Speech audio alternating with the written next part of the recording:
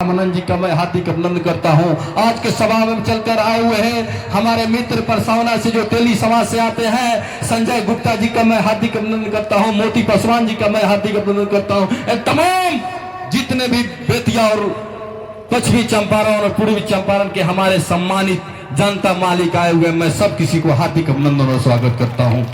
साथ ही मेरी जितने भी मेरी माँ बहनें आई हुए हैं, मैं सब किसी को गोर छू के मैं प्रणाम आदाब सलाम करता हूँ। मैं आप सबों को बताना चाहता हूँ, मैं कोई नेता नहीं, आप ही का बीच का आपका भाई भतीजा बेटा हूँ। आप सबों को मालूम, मैं दिलाना चाहता हूँ, मेरा राजनीतिक इतिहास कोई विरासत में नहीं मिला है। आपके प्रेम, आपके आशीर्वाद, आपके सहयोग से मैं यहाँ आज बोलने का मौका मिला। मैं एक साधारण किसान का बेटा हूं और हमारे कर्मठता को देखते हुए सामाजिक न्याय के योद्धा आदरणीय लालू यादव ने 2015 में हमें रक्सौल से राजद के प्रत्याशी बनाने का काम किया। और आप सबों को मालूम है कि रक्सौल विधानसभा में पहली बार जीतने वाले व्यक्ति को उतना वोट नहीं मिला था, जहां हारने वाले मैं वैसा व्यक्ति हूं कि एक एक माँ बहन ने अपना हमें एक नेता नहीं, अपना भाई भतीजा बेटा समझ के हमें एक एक वोट देकर जिताने का प्रयास किया। लेकिन मैं ज्यादा कुछ कहना नहीं चाहता हूं। रही बात आज का सभा का मुख्य उद्देश्य का, मैं आप सबों को बताना चाहता हूं, जो हम सबों के बीच, आपके बीच जो महागठबंधन कांग्रेस के प्रत्याशी मदन मोहन तिवारी जी आए हैं, ये कोई बहुत बड़े घराने का व्यक्ति नहीं है, हमारे बीच के एक गरीब का बेटा है। और हम सबों को गर्व होना चाहिए। महागठबंधन का यही खूबसूरती है कि हमेशा महागठबंधन के नेता पिछले रहने वाले व्यक्ति, कतार में रहने वाले व्यक्ति को मौका देते हैं। अगर लालू यादव जी का सामाजिक न्याय धोखा रहता तो सिर्फ कांग्रेस के प्रत्याशी नहीं है, लालू यादव जी का दिया हुआ प्रत्याशी मदन मोहन तिवारी है। अगर लालू यादव जी का सामाजिक न्याय धोखा रहता तो एक गरीब का बेटा शिवचंद्र राम को वैशाली से प्रत्याशी बनाने का काम नहीं करता। अगर लालू यादव जी का सामाजिक न्याय धोखा रहता तो कुशवाहा का बेटा को मोतिहारी से पार्लियामेंट का प्रत्याशी नहीं बनाते।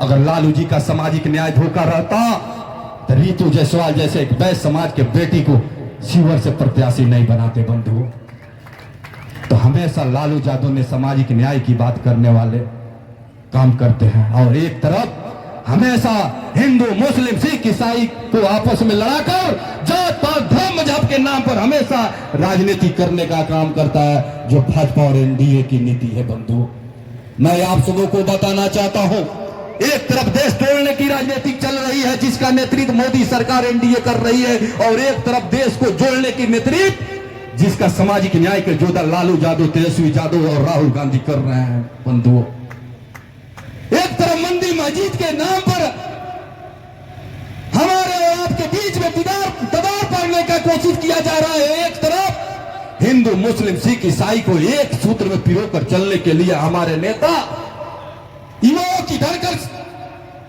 सामाजिक न्याय के योद्धा लालू यादव जी के सुपुत्र तेजस्वी यादव ने रात दिन एक करके हम सबों को भाईचारा को कायम करने के लिए हर कुर्बानी को देने के लिए तैयार है। बंधुओं, आप सबों को मालूम है लालू यादव ने जो अभी तक कहा है वो करके दिखाया। उसी तरह तेजस्वी यादव ने 2020 के चुनाव में उन्होंने वादा किया था कि अगर मेरी सरकार बनेगी तो पहले कैबिनेट के बैठक में पहले कलम से 10 लाख लोगों को रोजगार देने का काम करें। और आप सबों को मालूम है, जब उन्हें मौका मिला सरकार में आने का, मात्र 17 महीना में 5 लाख लोगों का रोजगार देने का काम किया, और 3 लाख रुपया रोजगार उन्होंने सृजित कर कर आया है।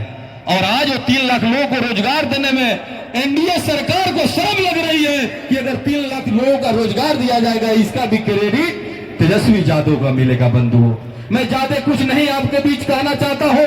आज चुनाव, बेतिया लोकसभा चुनाव के लेकर हम लोग एकत्रित हुए हैं। मैं आप सबों को बताना चाहता हूं, 20 साल से यहां से सांसद विधायक बाप बेटा रहने का काम किए, और आप सबों को मालूम है जब इनकी सरकार रक्सौल नगर परिषद में इनकी चेयरमैन थी, इनका विधायक था, सारे संगठन के लोग इनके थे, आज तक रक्सौल में एक भी विकास नहीं हुआ। लेकिन मैं आप सबों को बताना चाहता हूं, जब बिहार सरकार के द्वारा नगर परिषद का चुनाव चेयरमैन, उप चेयरमैन, पार्षद का डायरेक्ट कराने का किया गया, जिस दरमियान में मैं नगर परिषद से अपनी माता श्री को वहां से प्रत्याशी बनाने का काम किया और आपके प्यार और स्नेह से हमने चुनाव जीतने का काम किया। और मैं आप सबों को विश्वास दिलाता हूं, जो 30 साल में जो भाजपा के लोगों ने विकास नहीं किया, 3 महीना में हमने करके रक्सौल के जनता के विश्वास पर खड़ा उतरने का काम किया, विकास किया। एनडीए और भाजपा के सांसद और विधायक वहां विकास किया। विकास यही किया कि गुंडागर्दी किया। विकास नगर परिषद का और बोर्ड पर नाम विधायक और सांसद का, और हमने उस गुंडागर्दी को खत्म किया। जब मेरी मां रक्सौल से सभापति बनी तो वहां से हमने गुंडागर्दी खत्म किया और नगर विकास के जो भी कार्यकलाप हुए उस पर सांसद और विधायक का नाम हमेशा के लिए हटाने का काम किया। मेरा नियत ये नहीं है तो विधायक और सांसद है तो उनका नाम हटा दिया जाए। मेरा ये है कि अगर कल हम भी विधायक हो तो मेरा भी उस पर नाम नहीं होना चाहिए। जो विकास करेगा उसी का नाम होना चाहिए बंधुओं। इसलिए मैं आपसे अपील करता हूं, उनके जाल में नहीं फंसना है बंधुओं। और आज आप सबों को बीच ऐसा प्रत्याशी को भेजने का महागठबंधन के नेता, हमारे सामाजिक न्याय के योद्धा लालू यादव, तेजस्वी यादव और राहुल गांधी जी ने किए हैं कि हमको लगता है इनकी लड़ाई इन मदन मोहन तिवारी जी नहीं लड़ रहे हैं।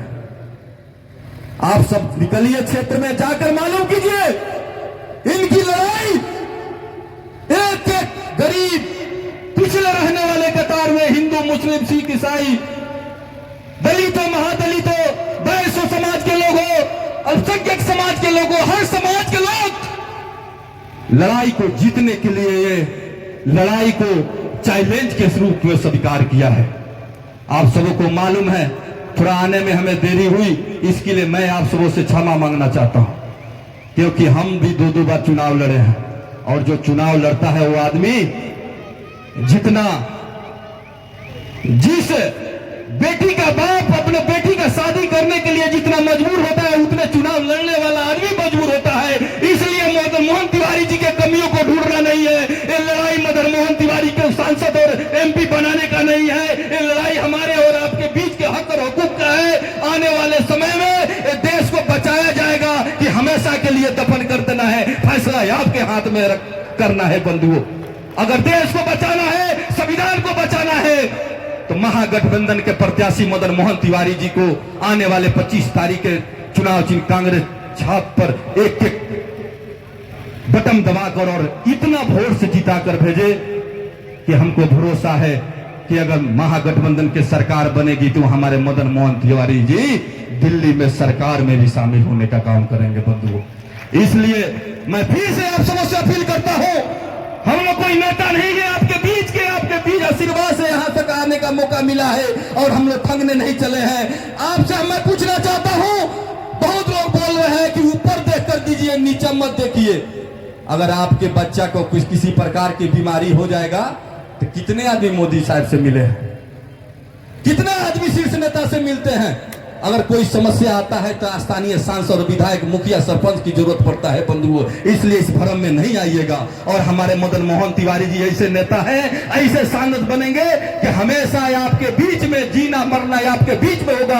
हम विश्वास ही नहीं भरोसा आपको दिलवाते हैं। इसी के साथ मैं पुनः आप सबों से अपील करते हुए आप सबों का बेतिया के साथ सरजमी पर हार्दिक अभिनंदन और स्वागत करता हूं। जय हिंद, जय महागठबंधन, तेजस्वी यादव जिंदाबाद, लालू यादव जिंदाबाद, राहुल गांधी जिंदाबाद। जय हिंद, जय भारत।